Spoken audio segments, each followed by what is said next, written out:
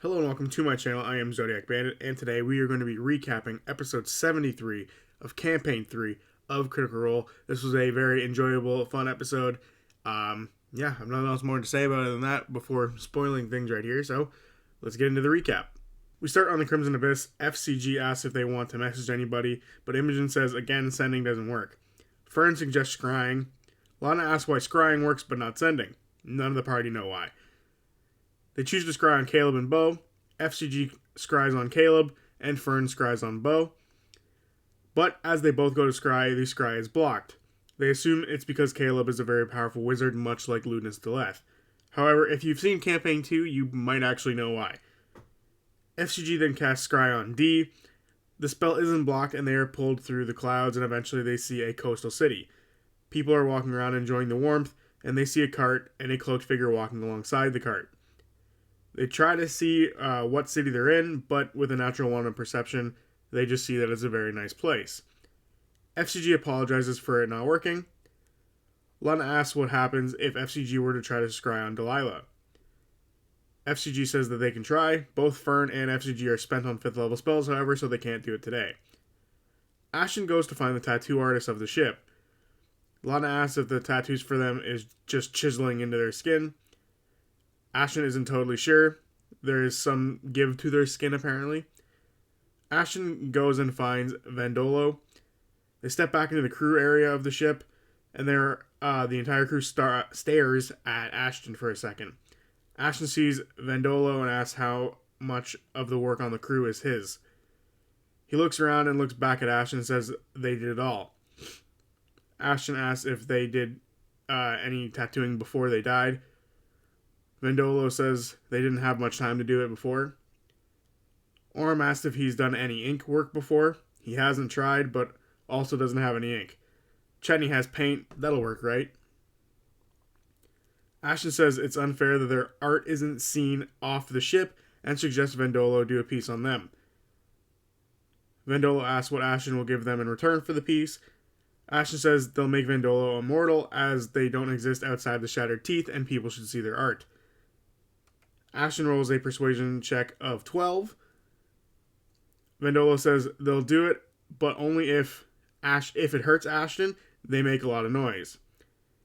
Chetney asks Fern not to steal anything yet, as they just started traveling with the ghosts and don't want to have any problems. Orm wants everyone to get a tattoo because when are they ever going to get a chance to get another ghost tattoo again? They all talk about what kind of tattoo they're going to get. Bertrand's face? No. But I think they all nail down the idea of a bell that's on fire. Orm says they're a family now, they should do something like that. Behind them they can hear Cirilla say it's weird that none of the party is scared of the crew, it's not normal, and that she's going to keep an eye on them. The party wonder why the crew wants the party to be afraid of them. Fern suggests it so they don't have to get close to people. The party talk about the crew's connection to Novus' curse. If the curse ends, are they freed as well as the ship? What happens to the ship once he's done with his curse? Lana says Novus' deal seems intense. Thinking about the curse, Lana and Chetney both roll a Arcana check of 22. They know that there are many types of curses and they vary in strength, and there are ways that they can end curses magically outside of the contract. Lana thinks that this is a next level curse.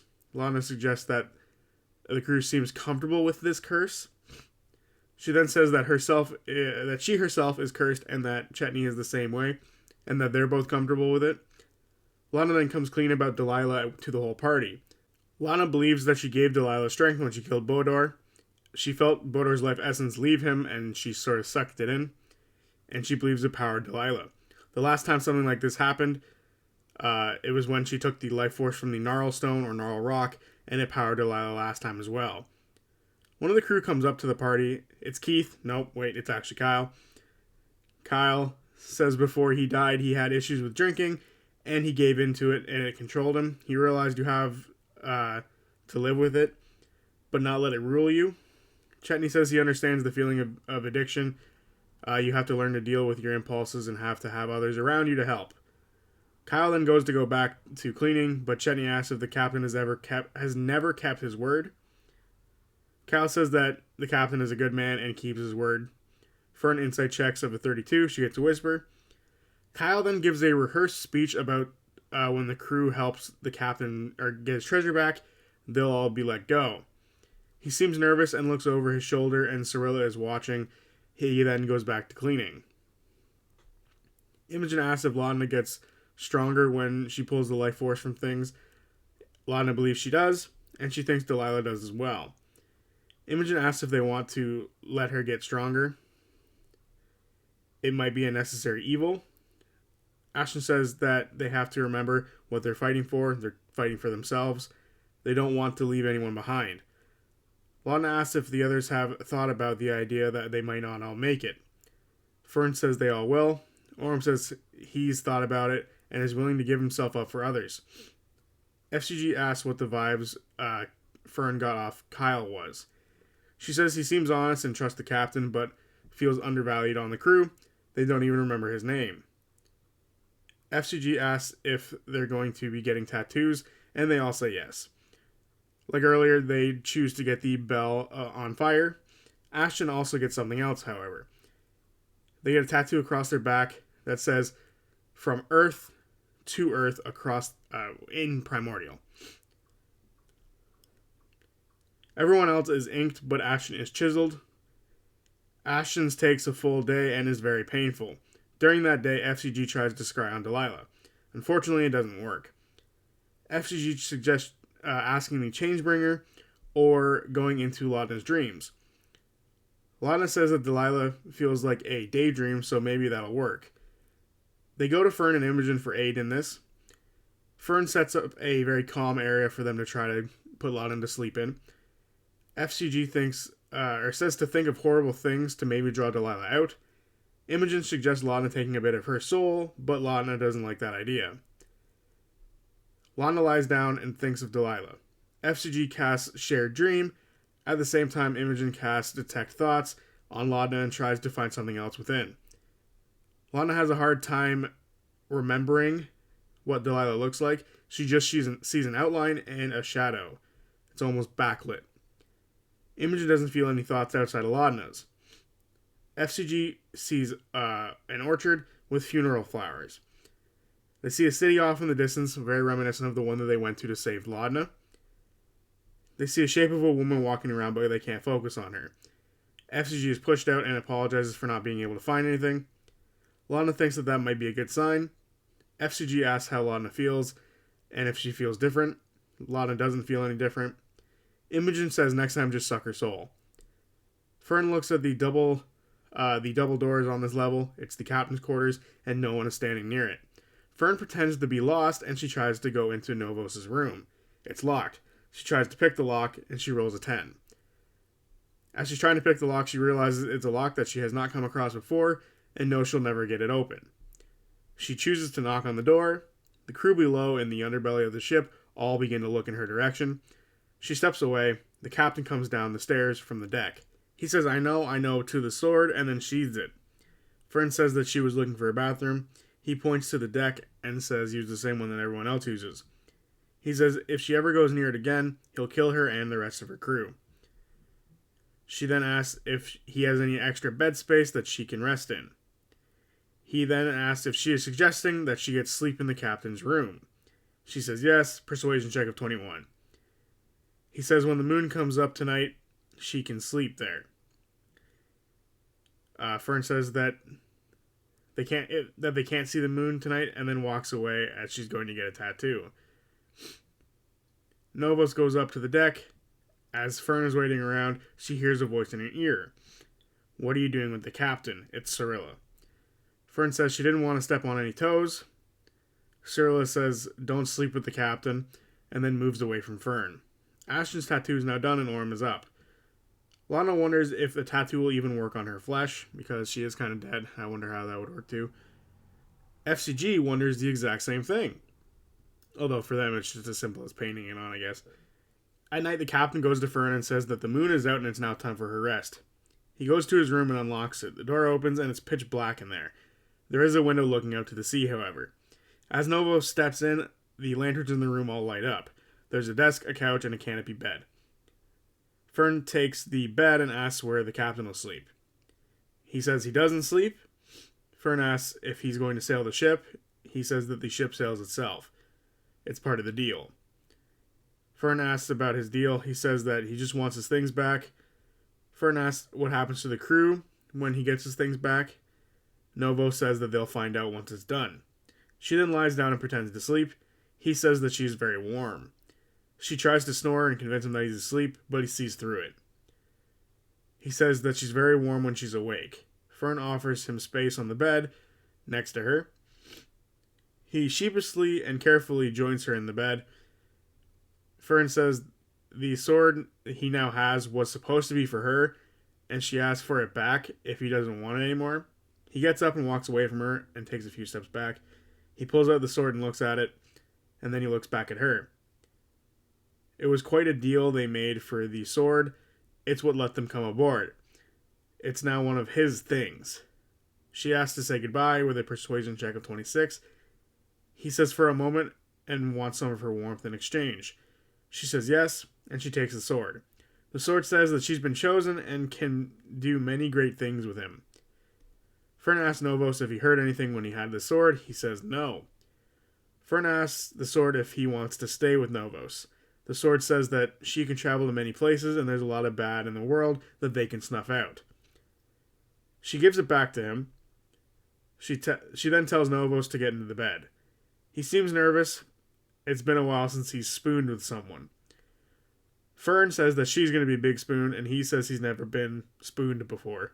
She tries to make him fall asleep. She feels he doesn't breathe, but instead gives out a sigh of contentment. He says it's been some time. She says that she'll stay as long as he needs. He rests for a few hours. She looks around the room to see if she can find anything. Perception check of 23. She sees a carving of a wooden hand that's almost split in two with a ring on it. There's a porcelain elephant, and there's a chest in the room. While with him, she has to roll a con save. There's a moment where she breathes out and forgets how to breathe in. She gives into the feeling for a bit, and a bit of her warmth leaves her body and goes into him. His bones change a bit of color, almost like they've been touched by sunlight. Two things happen to Fern. She has her HP reduced by 5 permanently, and we don't know the other yet. He breathes out and says that he likes those that keep their end of the bargain, and thanks her for letting him be the little spoon. He gets up, and some of the ice that was on him is now melted a little bit. Fern leaves, and Novus closes the door behind her. During that time, Orem sees that Cirilla is always 20 to 30 feet behind the captain, like a bodyguard. Orem sees as soon as Fern and Novus leave the view of Cirilla that she panics. She looks around and then climbs down the side of the ship, outside of the captain's room. Orem climbs up to the crow's nest and takes Cirilla's spyglass. A few hours pass and Orem hears the door close and sees Fern come out. Orem looks out for Cirilla but doesn't see her. As Fern walks around, she is met by Cirilla, who is burning hot. Remember, she's in fire genasi, so she's got some fire to her. She asks what she was doing there. Fern says spooning. Cirilla says don't ever touch the captain again. Fern says that she didn't want to step on her toes. Cirilla says that she'll kill her if she does it again. Cirilla asks if they cuddled. Fern says kinda. Cirilla gets pissed and everywhere in the room around them turns hot like a sauna. Orem sees steam rise up from the deck below. Fern apologizes. Cirilla says that the captain is my charge. Fern says that the captain only talked about her being Cirilla. Deception check 14. She asks what the captain said. Fern says that she's been waiting for her to knock on the door and goes to touch Cirilla, but with a deception check of 7, Cirilla says that she's lying. Fern was just trying to give her confidence. She tells Cirilla to knock on the door at night. Cirilla says to rest well and enjoy her warmth. Cirilla steps back and watches Fern, and she loads her crossbow as she does. Imogen says for Fern's sake, the party need to hook them up. She says that she was just trying to see what was inside the room. Imogen asks about the warmth. Fern explains what happened. The party then choose to rest up. They wake up the next morning. As Fern wakes, she sees that the captain is sitting on a stool watching her. He says they're almost at their destination and asks if she has more warmth to give. She says that she felt ill for it, and if she's going to give him any more, there needs to be a sweeter end of the deal for her. He says they've gotten a lot out of this deal already. The party is still alive after all, and they're getting transport somewhere else. But if she wants to make another deal, they can. Fern isn't feeling kind anymore, and the captain apologizes. He leaves the room and closes the door. Behind it is Cirilla staring at Fern. Fern says this is her chance. In Cirilla's head, she hears Imogen trying to convince her to actually do it. This freaks Cirilla out a bit. A deception check of 14. Cirilla walks over to Fern and asks what they were talking about, and she'll kill Fern if she has to. Fern says she didn't say anything and tells Cirilla to go to the captain and use her heat. A persuasion check of 30. Cirilla calms down and says, "My heat?" She drops her crossbow. Fern tells her to go take what she wants and that she is amazing. Cirilla repeats this, that she's amazing, and thanks Fern. Cirilla walks to the door and she knocks on the captain's double doors. The captain opens and says, "Fern, I," before seeing Cirilla. She grabs him and flames come off her hand and says, "You're looking for warmth?" He says, "Maybe." Cirilla says they should stop dancing around it and make a fire. The captain is unseen for a while, and the party and the crew rush over to the door. Steam pours out from underneath it. Lana tells Pate to turn invisible and fly next to the porthole into the captain's room.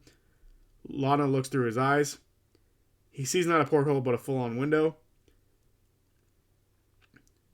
He begins to stare into the room, and it's like a sauna, and you can only see shapes moving within. She informs the others of what she sees. Pate asks if he needs to get any closer. Lana says no, it's fine. Fern feels great about this. Lana suggests making a name tag for Kyle. Lana thinks they've done a lot for this crew. At this moment, the lights of the ship all turn from blue to orange. Lana says they should have a dance on the deck for the crew before they get off. Fern loves this idea. The party feel good about this as a small win, as they haven't really had much control over things lately. Eventually the door opens and steam pours out. Cirilla walks out first. Her red fire is now more of a purple, and she looks to Fern and nods and then grabs her crossbow and walks away. The captain comes out and he is no longer blue, but instead is also purple. He tells everyone to get back to work. The fog is extremely thick. During this journey, they saw no other land masses. The party just had to sort of accept that the crew knew where they were going. Chetnia attunes to turmoil and attunes to the butcher's bib, and the party rests up once again. The next day, the captain has a bit of pep in his step. He tells the party that this is their last day of travel with the crew. The party asks if he wants them to look for some of his stuff on land. He doesn't think that where they're going there will be any. Says if they need to have another passage, they'll make another deal. He tells them it's been nice having them around. He then loudly says it's going to be nice to be rid of them, and then winks at the party. Lana says they have a surprise for him soon. He takes out his sword and aims it at her, and says he doesn't like surprises. She laughs it off and says that she won't tell him no matter the threat. He's not a fan of how she just brushes off his aggression, but he says, surprise him then.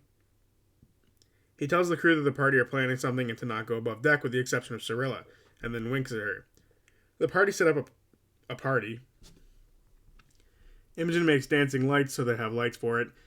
FCG offers to DJ, and FCG also has drug brownies. Great. Orem makes limbo using seedling. Imogen can also be a fortune teller and read their minds if they have to. They set up a bunch of games.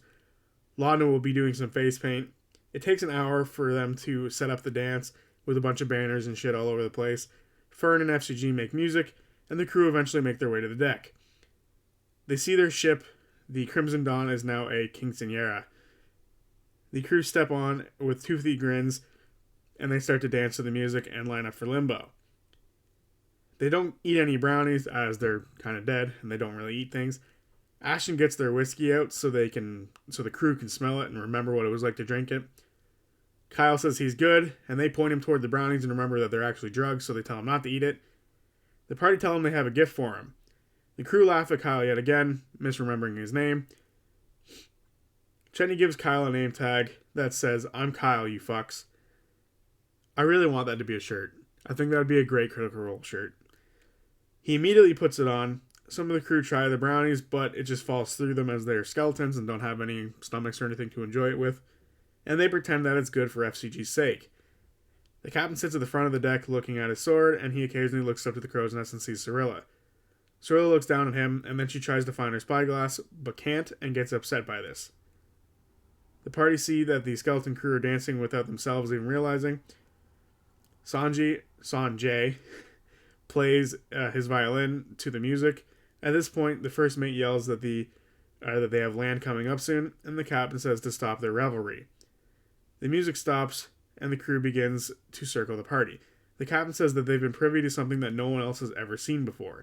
They must never tell anyone they had fun, and that they were scared the entire time they were here, or they'll be on his list. He then says they've kept their end of the bargain, and he'll keep his. He says they can't get too close to the shore, so the party are going to have to get a little wet.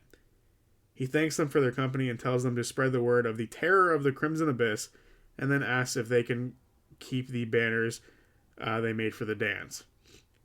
The captain gives Chetney a list of his treasures so they can look for them. The party begin to jump into the water. Cirilla thanks Fern for everything. Fern tells her to have fun and then jumps into the water as well. The party quickly get to land. It's extremely cold. They turn back and see the ship is now gone. They look back at the beach and they see they are now on the island of Kalutha, that's it. My notes, man. Kalutha. The party are in a lagoon-like area. They see a steep cliff with hexagonal black rocks climbing upward.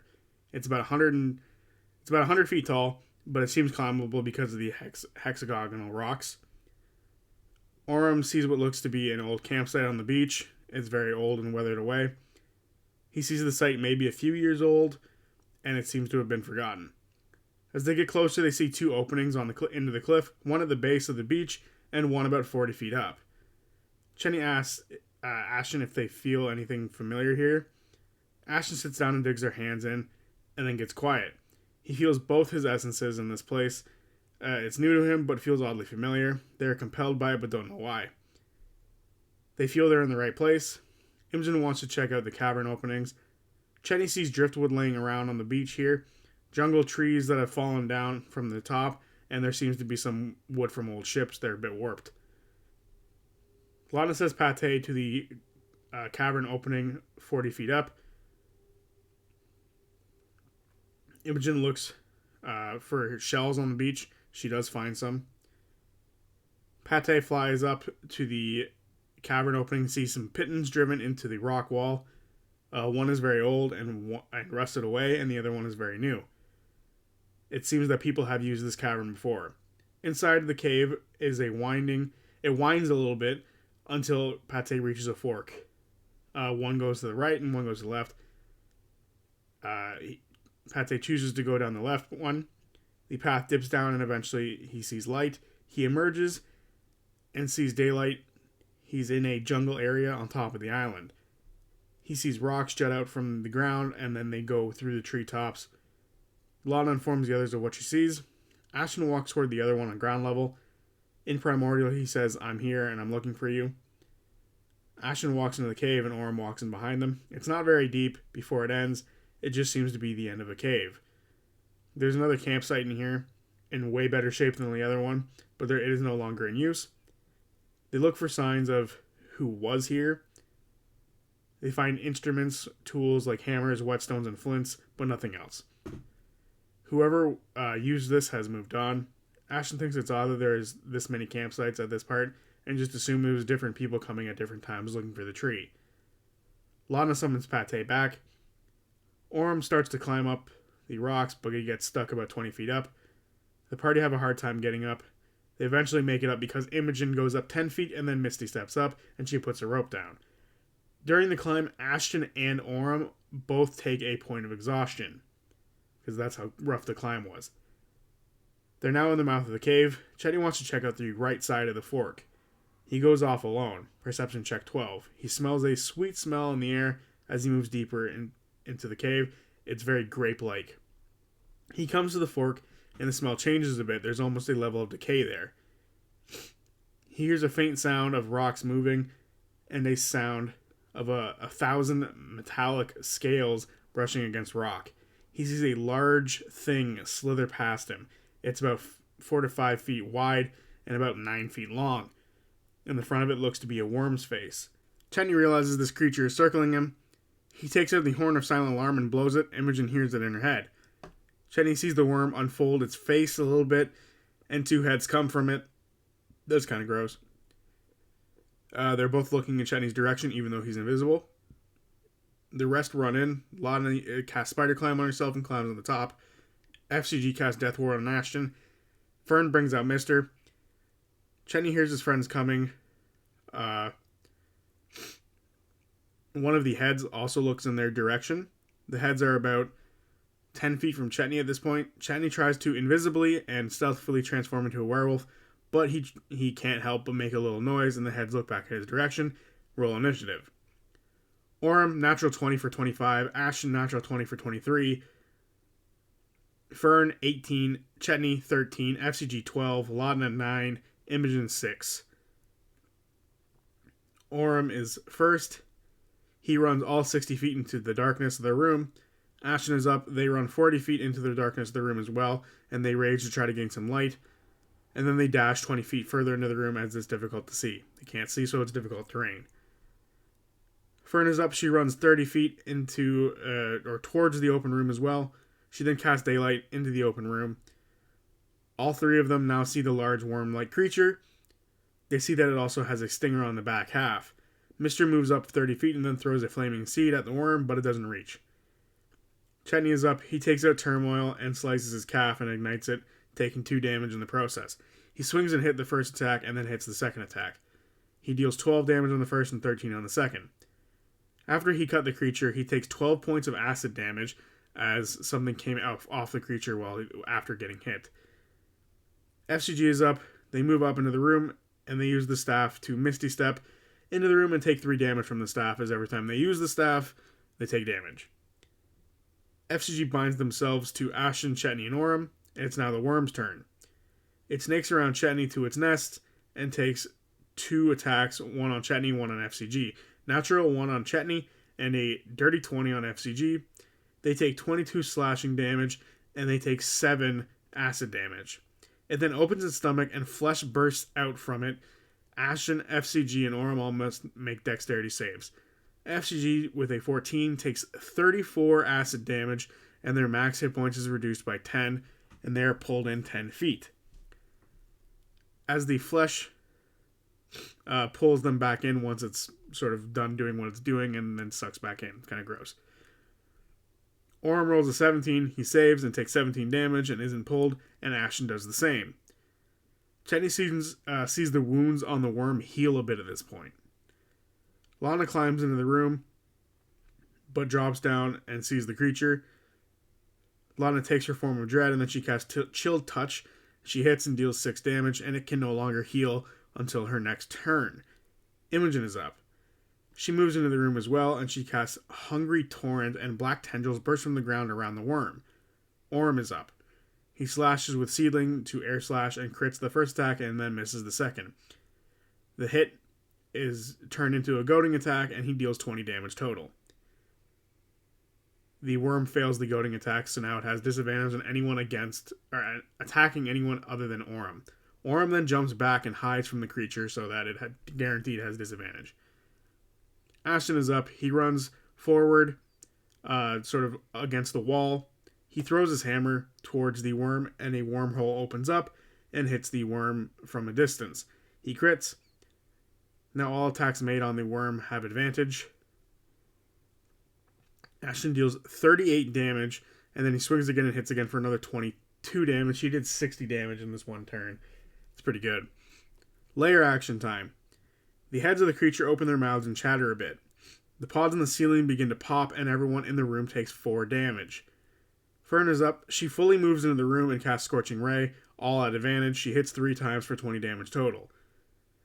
She then moves back into the tunnel. Mister then moves into the room and then throws a Flaming Seed yet again, dealing 7 more damage. Chetney is up. He moves to a different tunnel entrance and casts Shatter on the creature. The worm saves and takes 18 damage. And as a bonus action, Shetney puts a Blood Curse of Bloated Agony on the worm and then amplifies it. FCG is up. They use their staff to Misty Step away again and take 1 damage, and then they choose to hide again.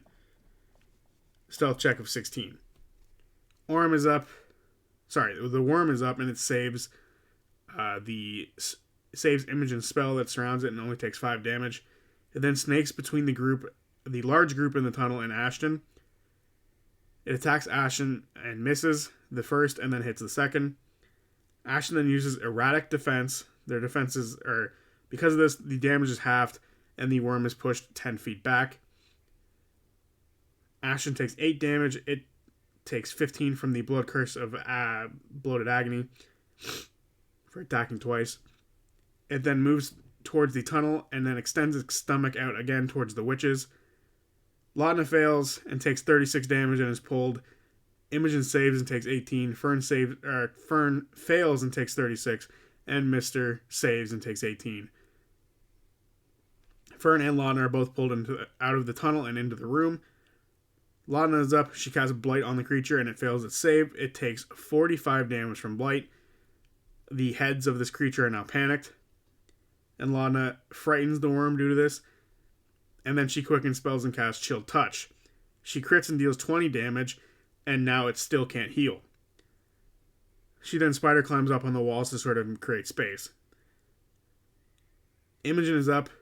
She walks into the room and casts Psychic Lance on the worm. It fails and takes 25 damage and is now incapacitated. Imogen quickens spells and then casts Mind Sliver on it. It fails again and takes 7 damage. And now, on its next turn, or whenever it makes another save, it must now subtract 1d4 from the saving throw. Imogen then takes a step back into the tunnel. No opportunity attack as it is incapacitated. Orm jumps out of hiding. He jumps onto the worm and stabs it and hits and makes it a goading attack for 15 damage. Orm takes 6 damage in the process because he slashed it and, acid seems to come out of this thing. He then jumps off of it and attacks again, hitting for 9 damage. The acid does 9 damage to Orm again. Orm does 18 damage and tries to push it, but it saves the push. Action surge from Orm. He goes for another pushing attack, and Orm takes 9 more damage from acid, but Orm deals 14 damage, and the creature fails, so the push happens, and is now in the middle of Hungry Torrent yet again. Orm then air slashes again for 11 damage. Doesn't take any acid damage because he's out of distance. Action Chaos bursts again and a Wormhole Strike opens up once more time, hitting for 21 damage. He swings again, dealing 28 damage, killing the worm. Imogen is pissed that Pathé didn't see it when he came through the room earlier, because this is the center room where the fork is. Laudna gives him to her, and then Imogen shakes him. He says he doesn't have eyes, so he can't see. Fern says she was not a fan of that. Chetney looks for where the smell was coming from, and he finds out that it was in fact coming from the worm. He looks down the right hallway a bit, stealth check 21. He steps down to the right side and he hears a strange rushing noise. He comes to the end of the tunnel and looks down. It's an open cavern and sees the ocean water passing below the tunnel. Meanwhile, the witches are looking through the worm's nest. Investigation check of 18. They find chewed wood that was used to make the nest and many bones as well. At this point, they also see that the most of the room floor is covered in bones, which is fucking gross. But they also find weapons: a broken longsword and a broken longbow and a longsword that's thin with a sharp curve to it that seems to be made out of some sort of strange metal. The handle, however, has a bit of damage. They find a chest piece of armor made out of the same material as the sword, and another one of these broken swords. The broken sword is most likely broken thanks to shatter, but that's okay. History check from Orm. He's heard of this metal before. It's woe steel. Metal that can only be found on the Shattered Teeth. It's metal made due to the destruction of Dominus, which is where the Shattered Teeth, or what the Shattered Teeth used to be, the continent anyway. There's also a charm made from the same steel inside the nest. History check of 26. It's a Reto charm of the Erisho people, a part of the Ascended host here on the island. The party choose to rest up in here as they feel it's safe. Most creatures probably won't walk in here because they know this worm is here. They gather their steel and Laudna gathers some bones. FCG attunes to the Identify lens in this time. They identify the charm and they can see that it is in fact a Rato charm, and it has protective magic on it. And the writing of which no one can read that's on it is important to its purpose. They also learn that no one in the party can attune to it. It seems specific for one person. Chetney uses Grim Psychomantry on the charm. History check of 19. He sees the history of the charm. He sees an old man in a heavy cloak with moss on it to blend in. He's wearing the charm and he's leading a hunting party. He motions for others to follow, but he looks back and one of his men vanish. There's a hole in the ground where he was. He seems to have fallen into it. He then lights a torch and sees the worm. He is then killed by this worm, and Chetney tells the others about it. They decide to return the stuff to the ascended host. Maybe it'll get them in their good graces. They step out of the cave into the daylight of the jungle. They see the rocks that jut up through the trees like Pate saw earlier. These rocks form massive arcs. Some of them look like bridges, but they're broken. Off in the distance, they see three massive mountains. They see the three massive mountains of this island miles away. They recall near the base of those mountains lies the tree that they are looking for. And here is where the session ends. And there you have it, episode 73 of Campaign 3 of Critical Role. It was fun. I enjoyed the first half of it quite a lot, and the combat was fun to watch and was very entertaining. I will say, I was hoping for a little bit more time with the Crimson Abyss crew. I thought that would be a lot of fun to have some sort of ship combat, very reminiscent of Campaign 2, but I also get why they wouldn't want to do something like that, because again, it would be very reminiscent of Campaign 2, and with the one-shot coming up, maybe we'll get some ship combat, we don't know. So it may be a good idea to not give us sort of the same vibe as the Mighty Nine. But I would have preferred to have seen a little bit of it because I liked the idea of the crew being sort of unkillable and that being on the party side would have been really sick and they could have fought like really strong shit.